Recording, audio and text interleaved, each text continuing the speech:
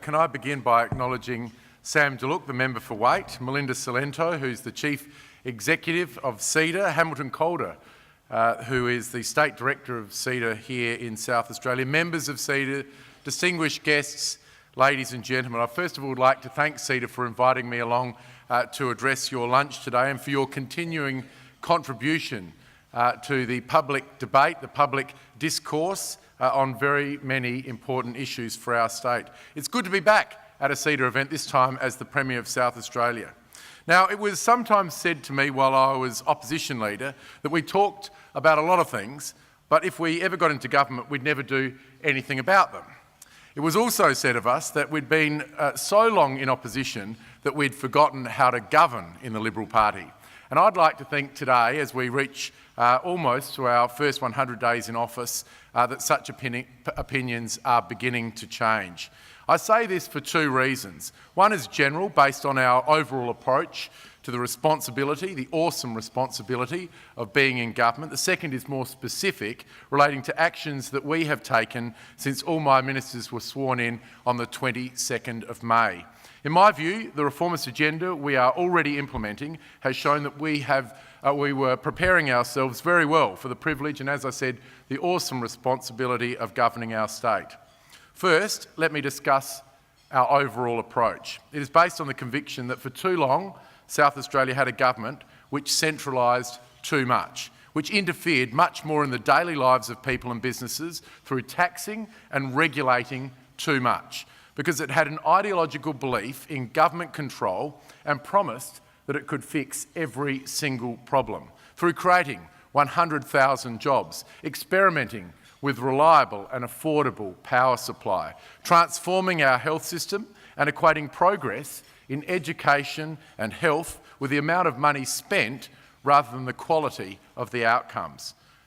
Now, too many people went along with this for far too long in South Australia because maybe perhaps if the government said it was taking care of things, they wouldn't have to do something.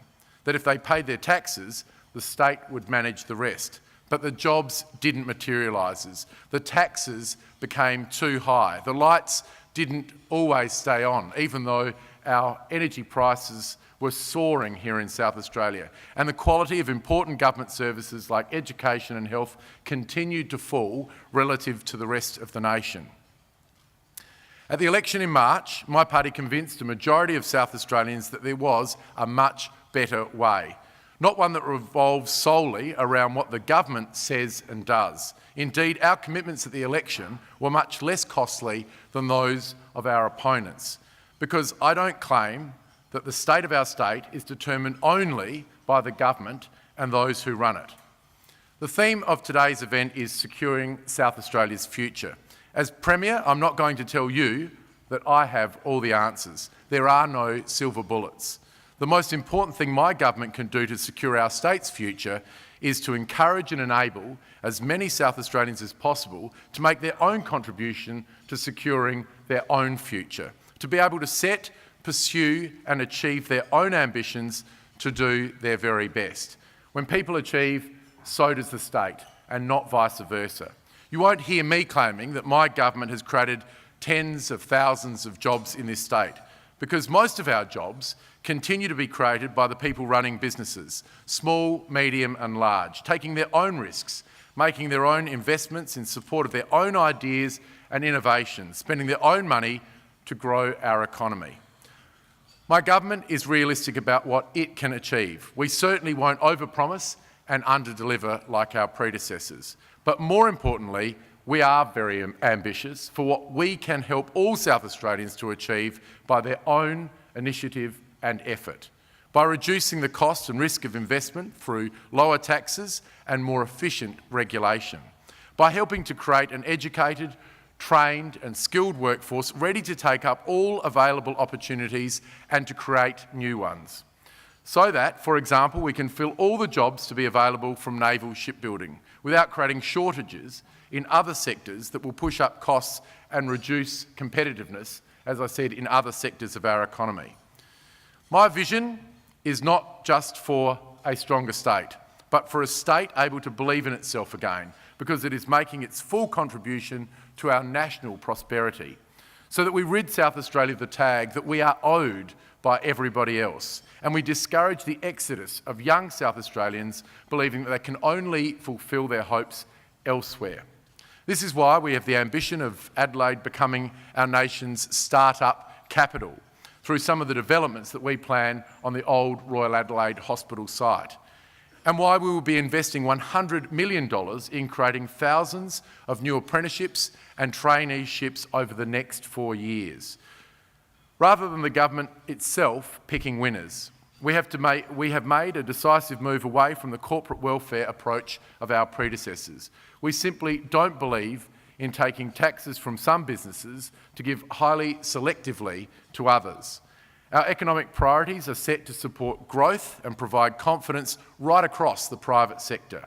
Equally, we've made it clear that individual private businesses should not look to taxpayers for financial support before making their own investment and growth decisions. My government will not act as a bank or seek to become part of the private business decisions. Instead, we're resetting the fundamental structures to encourage all sectors of our economy to grow. It's not about doing away with government, but making government work fairly and effectively for everybody. It's not about government abdicating its role, but changing its role after 16 years of Labor. A state doesn't become great because of the promises that have been made by its government. It's the progress that government helps its citizens to make that counts the most. This is the way to renew South Australia's economic strength and restore respect for our state around the nation. Based on this overall approach, let me now discuss some of the specific actions that we've already implemented in our first 100 days. From Sunday, emergency services levy bills for businesses and households will come down. This saving will be worth $360 million to our economy over the next 4 years. This will be followed by the abolition of payroll tax on all small businesses from the 1st of January 2019, which will benefit 3,200 businesses by providing an annual saving of up to $44,500. While from 2020 we will reduce land tax. And with payroll tax we will go further than our election commitment by introducing a phased-in or graduated tax schedule which will reduce the tax of a further 400 businesses in our state. Tax relief across our first term will be the biggest in the state's history. It will return more than $500 million to South Australian taxpayers, individuals, families and businesses, putting much more opportunity in their own hands to create their own future. Our first budget in September will lay out how we will provide this relief while maintaining key services. Another important measure we've introduced to limit business and household costs is legislation now before the Parliament to cap local council rate rises, which have risen at 3 times inflation over the past decade. While I've also issued instructions for the payment of government bills on time to protect small business cash flows. When we came to government, we inherited a structure with more than 50 portfolios and departmental chief executives reporting, in some instances, up to 6 separate ministers. To me, this just simply didn't make sense. It promoted inefficiency, lack of accountability and performance, and removed focus from key areas like growing our exports and investment, maintaining reliable and affordable power supply, and protecting the most vulnerable people here in our community. I've slashed the number of portfolios to 14. All of our machinery of government changes will take effect from this Sunday. They will include the creation of a new department, a Department for Energy and Mining. This department will drive our integrated energy reforms. They will put downward pressure on power prices through more competition, more options for demand management and support for the take-up of household batteries and grid-scale storage. The changes we are making in government administration are another example of being able to introduce important and long overdue reforms quickly because we worked hard in opposition to prepare ourselves for this time in government. For longer-term efficiency improvements, we're establishing a productivity commission to make recommendations for the removal of regulatory barriers and to support productivity growth. It will undertake public inquiries and provide advice to lower costs for businesses and for families, and to make it easier to undertake business in South Australia through regulatory reform. The legislation to set up the Commission is already before the Parliament, as is the bill to create Infrastructure South Australia. I expect both agencies to be in place and operational in September this year. Both are integral to my government's plan to give as much support as possible to the private sector to generate jobs, investment and economic growth. Infrastructure South Australia will develop and implement our major infrastructure plans for the future. It will be tasked with preparing a 20-year state infrastructure strategy, as well as 5-year rolling capital intention statements to identify priority projects to be undertaken and inform the annual budget process. Future decisions about government investment in major infrastructure will be based on the long-term needs of our state for infrastructure improvements that boost productivity rather than short-term political expediency and marginal seat campaigning. Both the Productivity Commission and Infrastructure South Australia will be overseen by statutory boards independent of government with strong private sector representation. One major deregulatory measure to which we are already very strongly committed is freeing up shop trading hours. We've given notice to Parliament of the necessary legislation, and it will be introduced to the Parliament next week. South Australians deserve the right to choose how and when they shop. Traders deserve the right to choose when they open. These reforms are long overdue and must not be frustrated by the Parliament, because our mandate to make these changes is beyond challenge. If people want to work in our shops during extended trading hours, owners want to keep their shops open, and customers want longer hours, why should governments or the union stand in their way? Can I return briefly to the topic of infrastructure? Immediately my government was sworn in, we signalled to Canberra that we wanted to pursue some major projects left uncertain by the failure of our predecessors to provide sufficient information to secure financial support. As a result, I'm pleased to announce that we've already obtained the following federal financial commitments that eluded our predecessors: $177 million to construct the Regency Road to Pym Street section of the North-South Corridor, a further $1.2 billion for future priority projects to complete the non-stop North-South Corridor, $220 million for the electrification of the Gawler rail line, and $160 million for duplication of the Joy Belush Bridge at Port Augusta. Having secured these commitments into Canberra's forward estimates, we will now work hard to accelerate project delivery schedules.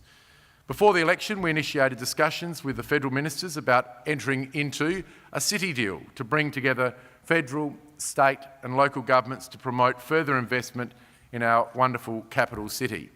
In government, we are pursuing this opportunity with vigour. We also identified before the election the need for further infrastructure development on the Lefevre Peninsula, triggered by the naval shipbuilding program at Osborne. Here I'm talking not only about infrastructure to directly support shipbuilding, but also infrastructure to support the housing and other needs of a growing workforce. This could include light rail, commercial, retail, residential and recreational developments. I've been pleased to note recent public commentary indicating strong support for both the city deal and the development on Lefevre Peninsula.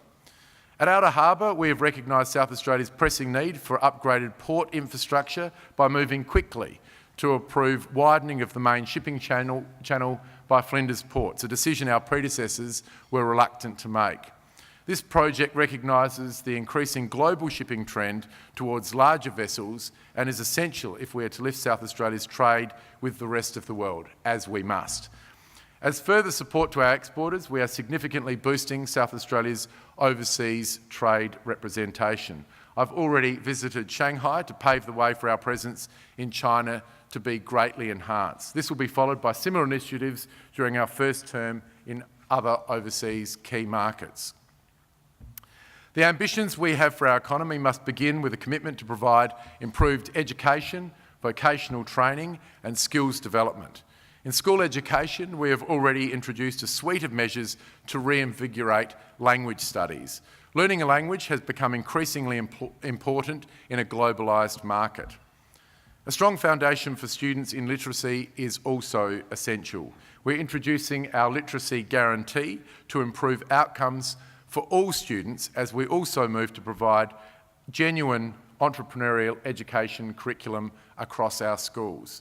In vocational education, as the first state to sign up to Canberra's Skilling Australian Fund, our decision will unlock at least $87 million of federal money to complement the state funding, the $100 million that I referred to earlier. In the future, many of the best and most secure jobs will be found by those students who develop skills and training through traineeships and apprenticeships. The university pathway to a career isn't suited to everyone. Too many young people end up spending 3 years studying a degree which they're not connected to, which doesn't significantly enhance their job prospects and which leaves them with a substantial debt. We will be encouraging more young people to consider pursuing a career through a technical qualification as a first option, not a fallback option. Our first term investment in vocational education and training will create more than 20,000 additional work-based apprenticeships and traineeships over the next 4 years. During the last 4 years, the number of South Australians training more than halved to fewer than 15,000. It's critical that we reverse this trend to build a supply of skilled workers to fully capitalise on the major long-term national defence contracts awarded to South Australia. To further this aim, I've also had discussions with our Prime Minister and the French President as we leave no stone unturned to make the most of this unprecedented opportunity. As well as the opportunity to build ships and submarines, what comes after is the need to sustain all of these vessels. And I want to assure the people of South Australia that we will be doing everything we can to get our fair share of this action as well.